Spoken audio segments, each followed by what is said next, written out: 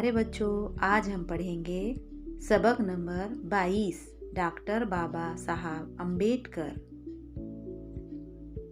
एक ज़माना था जब हमारे मुल्क में जात पात का रिवाज आम था। बहुत से लोग दलितों को कमतर समझते थे। डॉक्टर बाबा साहब अम्बेडकर का असल नाम भीमराव सकपाल था। वो 14 अप्रैल 1891 में मध्य प्रदेश के एक गांव महू में पैदा हुए। वो पिछड़ी जात से ताल्लुक़ रखते थे। उनके वालिद रामजी सकपाल फौज में मुलाजिम थे। बाद में मुलाजिमत ख़त्म करके वो सातारा में आबाद हो गए। भीमराव की इब्तिदाई तालीम सातारा में हुई थी। पिछड़ी जात का होने की वजह से उन्हें तालीम हासिल करने के लिए बहुत सी रुकावटों का सामना करना पड़ा।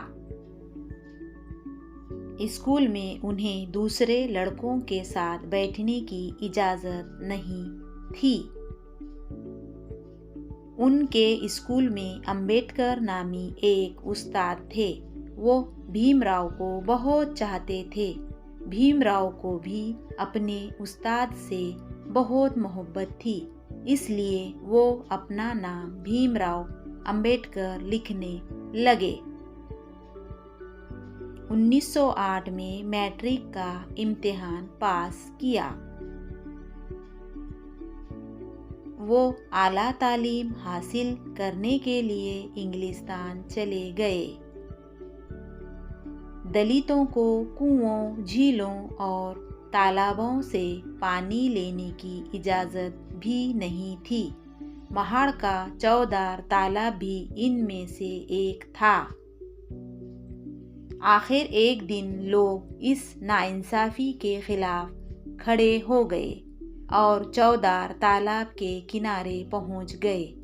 उनके लीडर नौजवान भीमराव अम्बेडकर थे।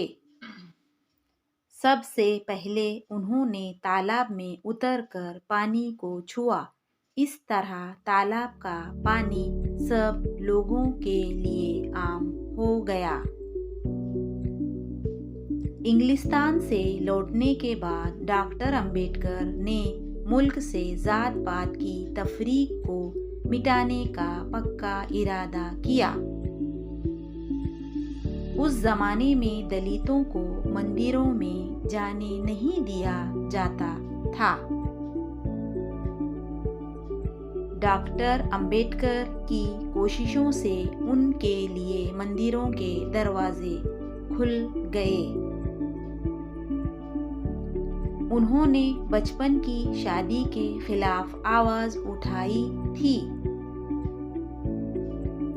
वो कहा करते थे कि समाज में इज्जत की जिंदगी गुजारने के लिए तालीम हासिल करना बेहद ज़रूरी है। उन्होंने बहुत से स्कूल और कॉलेज खोले। औरतों की तालीम पर भी तवज्जो दी। वो हमेशा चाहते थे कि मर्दों की तरह औरतों को भी हक मिले। उन्होंने अपनी पूरी जिंदगी गरीबों को दे दी। दलित और पिछड़ी जात के हक के लिए कड़ी मेहनत की। आज़ाद हिंदुस्तान का दस्तूर बनाने के लिए एक कमेटी बनाई गई थी। वो इस कमेटी के सदर थे। मुल्क का दस्तूर बनाने में उनका बहुत बड़ा हिस्सा है। 6 दिसंबर 1956 को इस अजीम रहनुमा की मौत हो गई।